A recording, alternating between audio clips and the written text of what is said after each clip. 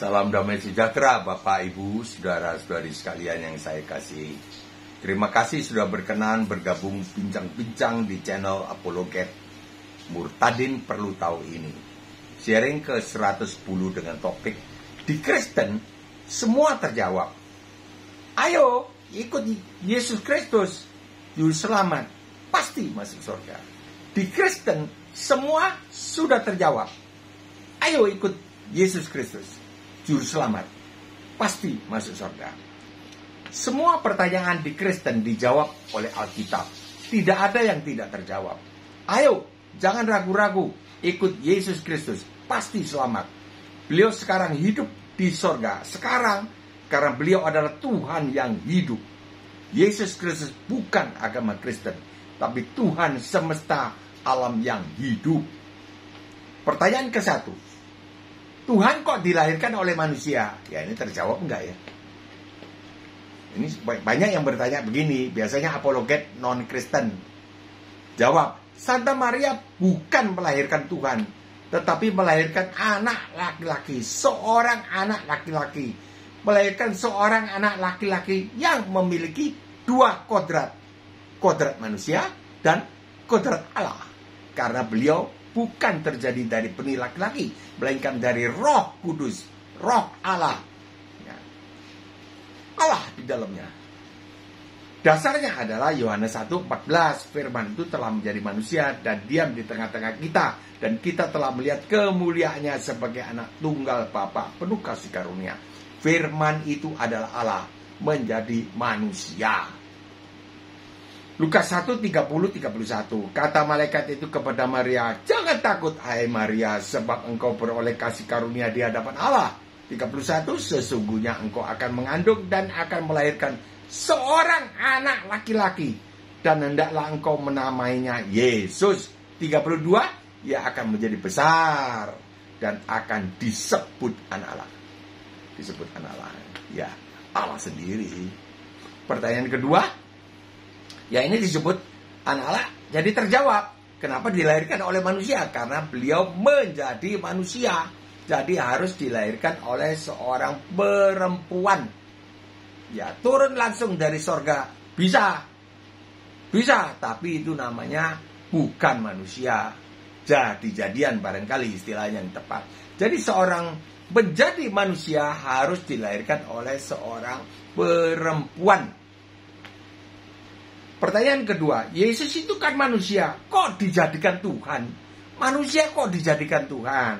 Jawab, itu pengertian terbalik, bro, sis. Yang benar adalah Yesus itu adalah Allah yang menjadi manusia.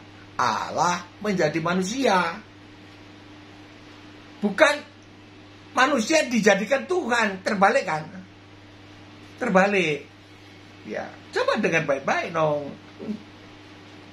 Nah, Yesus itu adalah Allah yang menjadi manusia, menjadi orang. Selama 33 tahun saja. Dari tahun 1 Masehi sampai 33 Masehi. Setelah itu kembali lagi kepada kodrat yang semula, yaitu Tuhan. Sekarang tinggal di sorga.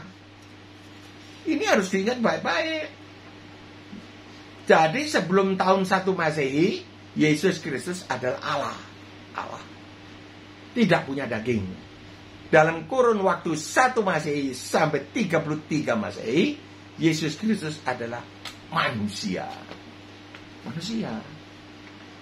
Jadi bukan dijadikan Tuhan ketika jadi manusia kemudian dijadikan Tuhan disembah. Tidak.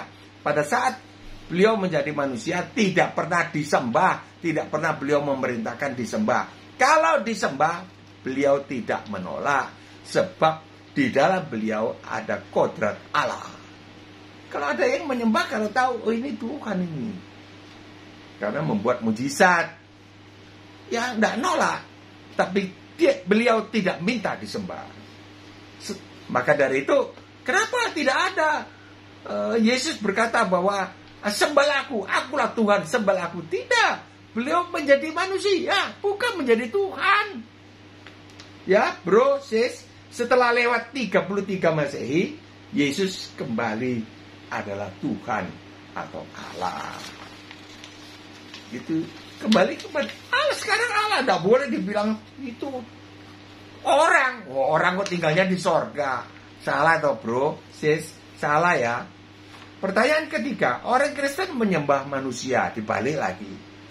Jawab, selama tahun 1 Masehi sampai 33 Masehi, Yesus Kristus di dunia, di Israel, bertindak selaku manusia. Tidak minta disembah, tidak pernah minta disembah. Tetapi jika ada orang yang menyembahnya, menyembah beliau, beliau tidak menolak. Karena kodrat yang kedua adalah Allah yang harus disembah. Itu saja. Sekarang Yesus Kristus tinggal di sorga selaku Tuhan pencipta alam semesta yang harus disembah. Yohanes 1 ayat 3. Segala sesuatu dijadikan oleh Dia, dan tanpa Dia tidak ada sesuatu pun yang telah jadi dari segala yang telah dijadikan. Dari segala ini tidak ada yang telah jadi kalau tidak dijadikan oleh Yesus Kristus ini, oleh firman yang menjadi manusia ini. Sekarang sejak bangkit dari kubur tahun 33 Masehi, bangkit dari kubur, keluar dari kubur, beliau bukan orang lagi, tetapi beliau itu Tuhan Allah. Semua orang harus menyembah beliau. Sekarang ini harus menyembah beliau. Bukan orang Kristen saja, tapi semua orang. Jadi orang Kristen bukan menyembah manusia, bukan. Tinggalnya di sorga kok manusia. Bukan. Dulu selama 33 tahun manusia, tapi tidak disembah. Yesus tidak disembah. Mana murid-murid menyembah? Tidak ada. Pertanyaan 4. Tuhan kok mati di salib? Mati di salib. Tuhan. Bukan. Jawab yang benar adalah Pak Yesus. Pak Yesus, orang yang tidak berdosa, yang mati di salib. Bukan Tuhan Yesus. Tuhannya nempel saja, melekat saja. Melekat saja. Masih ingat toh, Yesus Kristus memiliki 2 kodrat selama di dunia ini. Juga termasuk ketika disalib, beliau menampilkan kodrat manusia, memakai tubuh insani yang fana, bisa mati. Mati disalib menyerahkan nyawa guna menggantikan umat manusia menjalani hukuman akibat dosa-dosa mereka. Matius 5:17. Yohanes 10:18. Aku berkuasa menyerahkan nyawaku. Ya. Aku berkuasa mengambilnya kembali. Inilah tugas yang kuterima dari Bapakku.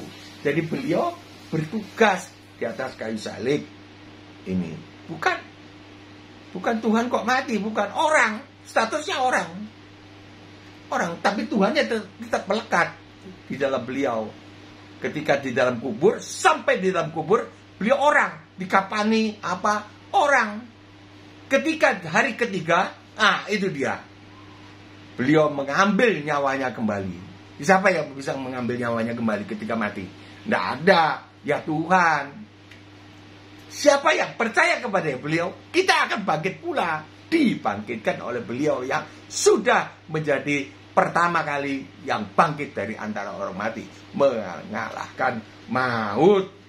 Itu Mbah Opa bahagia. Persilakan para penonton video ini, para apologet non-Kristen, mengajukan pertanyaan atau sanggahan di kolom komentar. Terima kasih sebelumnya. Pertanyaan-pertanyaan yang lain, silakan. Insya Allah Mbah Opa bisa menjawabnya. Sampai di sini dulu, saya mohon pamit undur diri. Insya Allah kita masih bisa diberi kesempatan berjumpa kembali. Kiranya turunlah segala berkat keselamatan di tengah-tengah para penonton video ini, disertai berkat jasmani ekonomi yang berkecukupan kepada para penonton video ini serta keluarganya, di dalam nama Tuhan Yesus Kristus.